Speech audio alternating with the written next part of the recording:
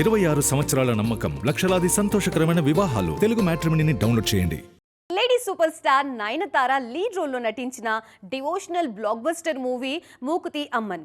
ఈ సినిమా sequel shooting శరవేగంగా జరుగుతోంది. తొలి భాగం సూపర్ హిట్ కావడంతో పార్ట్ 2ని భారీ బడ్జెట్తో తెరకెక్కిస్తున్నారు. అయితే ఈ మూవీ నుంచి ఒక ఇంట్రెస్టింగ్ అప్డేట్ రివీల్ అయింది. నయనతారని ఢీకొట్టే పవర్ఫుల్ విలన్ క్యారెక్టర్ని మేకర్స్ ఫైనలైజ్ చేశారు. ఇంతకీ ఆ విలన్ ఎవరు? ఆ క్యారెక్టర్లో ఉన్న స్పెషాలిటీ ఏంటి? ఈ స్టోరీలో చూద్దాం. సౌత్ ఇండియాలో లేడీ ఓరియంటెడ్ సినిమాలకు కేర్ ఆఫ్ అడ్రస్ గా మారిపోయారు నయనతార. ఆమె ప్రధాన పాత్రలో 2020లో వచ్చిన మూకుతి అమ్మన్ ఎంతటి సెన్సేషన్ క్రియేట్ చేసిందో ప్రత్యేకంగా చెప్పక్కర్లేదు. ఇప్పుడు ఈ సినిమాకు సీక్వెల్ గా మూకుతి అమ్మన్ 2 వస్తోంది. Horror comedy franchise Aranmanai director Sundar C ఈ సినిమాను డైరెక్ట్ చేస్తున్నారు. ఈ సినిమాలో నయనతారకు ఆపోజిట్ గా మెయిన్ విలన్ గా రెజీనా కసాండ్రా కనిపించబోతున్నారు. లేడీ సూపర్ స్టార్ ఇమేజ్ ఉన్న హీరోయిన్ సినిమాలో మరో క్రేజీ హీరోయిన్ నెగటివ్ రోల్ చేయడం ఇదే ఫస్ట్ టైం.